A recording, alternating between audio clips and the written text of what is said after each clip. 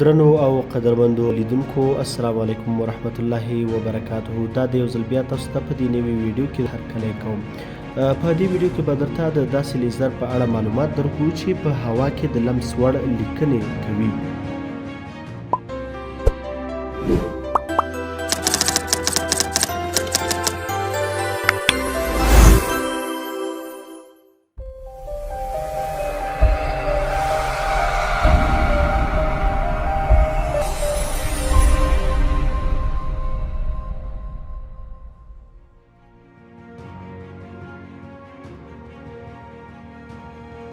چینایي څېړونکو داسې یو ډول قلمي لیزر ته پرمختیا ورکړې ده چې کولی شي په هوا کې د لمس وړ لیکنې جوړې کړي. هغه څه چې ډېر پام ور اړوي کوم توري چې د دې لیزر په وسیله په هوا کې ښودل کیږي له هرې زاویې د لید وړ دي. په دغه نوښتګره کړنه کې لومړی د لنډو لیزري پالیسونو نه په ګټې اخیستنې سره الکترونونه د هوا له مالیکولونو څخه جلا کیږي او بیا په نور بدلیږي.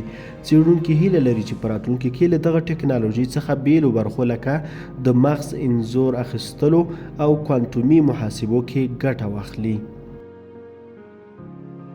دا لیزر څه ډول کار کوي؟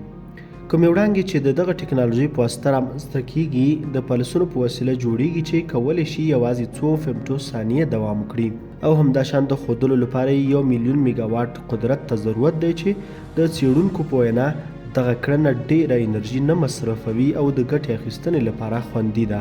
د دغه راپور په تفصیل کې ویل شوي دي چې پوهانو د پکسلونو د ترتیب او د چیني حروفو د ښودلو لپاره له 3 بعدي سکن څخه استفاده کړې ده، خو نور وضاحت نه دی ورکړی شوی چې په څه ډول.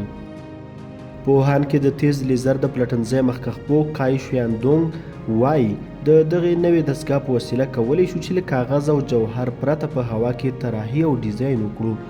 هغه زیاته کړه چې دا ټکنالوژي له څو لسیزو څېړنو وروسته لاسته راغلې ده.